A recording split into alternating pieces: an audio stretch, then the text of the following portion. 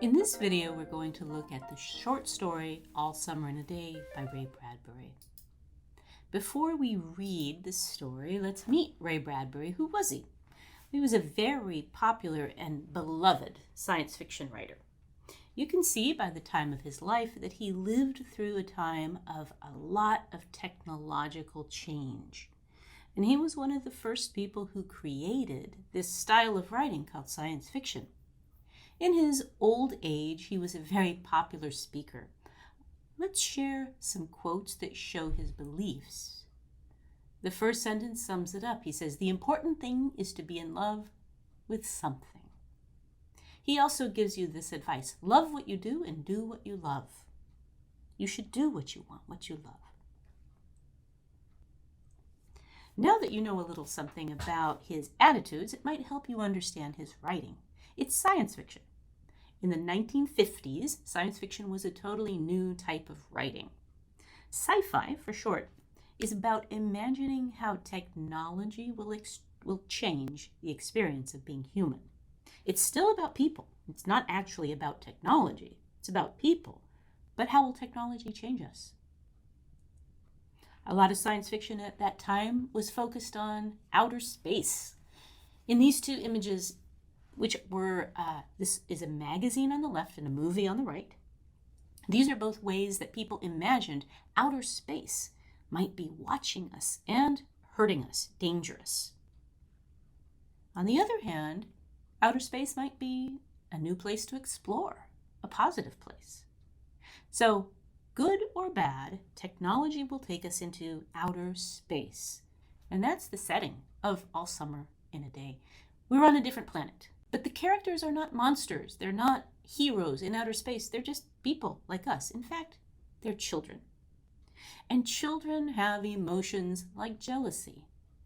Have you ever been jealous of one of your peers? A peer is a person in the same situation as you. If you're a student, another student. A worker, another worker.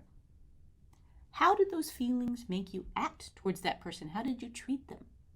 And what are normal ways to act when you feel jealous? Normal, remember, doesn't mean good or positive. It means normal, the way a lot of people act. Have you ever known someone who just didn't fit into a group?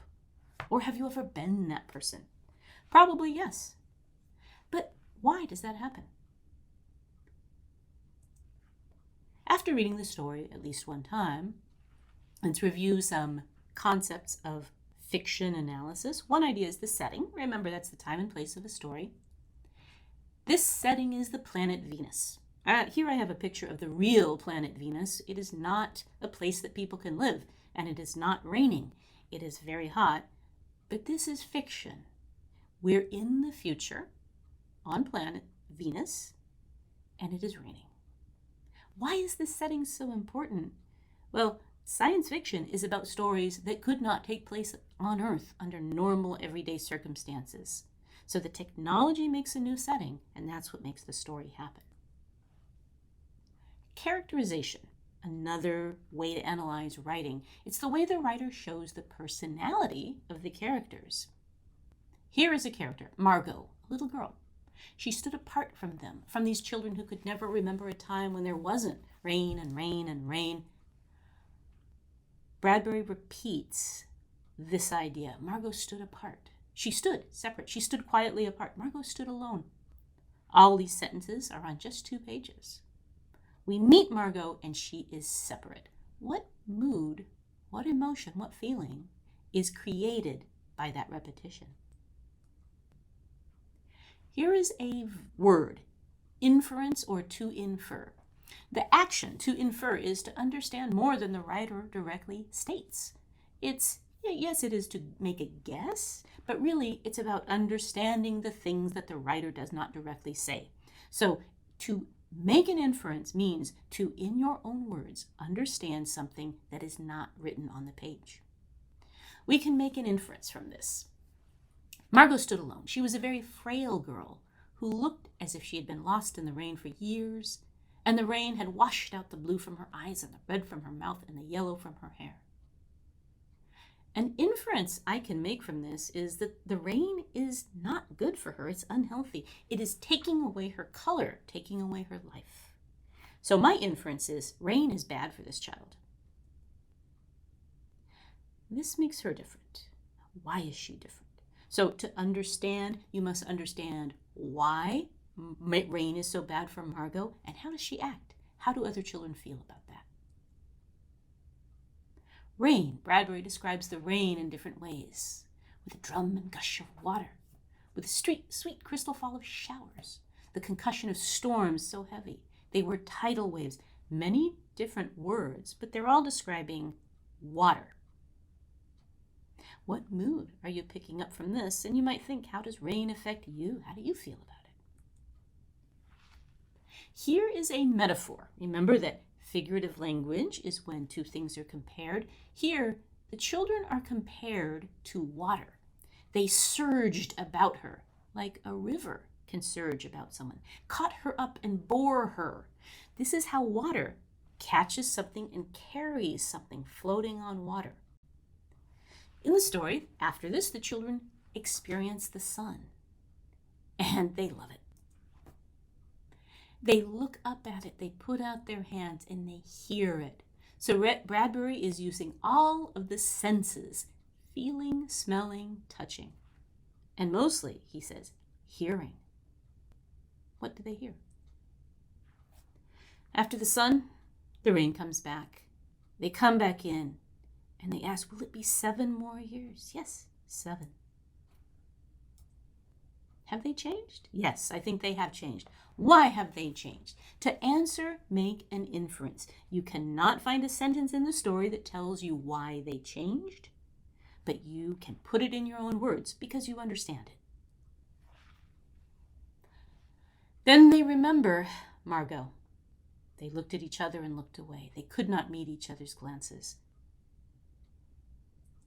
What emotion are they feeling? How do they feel? Looking down, not being able to look in each other's eyes. In your words, what is the name of that emotion? Now, a symbol. Remember that a symbol is something in the story that has a bigger meaning. Think about how the sun can change things. The sun can make plants grow, dry water, warm people up. The sun changes things, and the sun has changed the children. They didn't understand before why Margot loved the sun. One of the girls said, well, no one moved. Go on, whispered the girl. They walked slowly down the hall in the sound of the cold rain.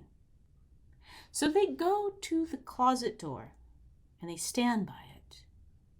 And behind the closet door was only silence. What is Margot experiencing? Remember, we can use a narrative arc to analyze a story. Now, conflict. When I think about the conflict of this story, there are 2 basic conflicts. The first conflict, of course, is Margot against the children. Not just William, he has a name, but it's Margot against the children. But there is a different and more abstract conflict as well. Margot against the rain, the setting, against Venus, right? The rain, the weather is so bad for this child. So there is another conflict. So 2 conflicts, person versus person, but also person versus environment. What happens in the story, okay, that's the development. What happens? Climax. Remember that climax is the turning point. Some change happens. There are 2 big changes, I think, in this story. One change we just saw. How did the sun change the children? Okay? But there is another deeper change. They realize why Margot is different. Their feelings change. The moment where they feel guilt, the moment where they remember her, that is probably the bigger change, the more permanent change. That's probably our climax. The resolution.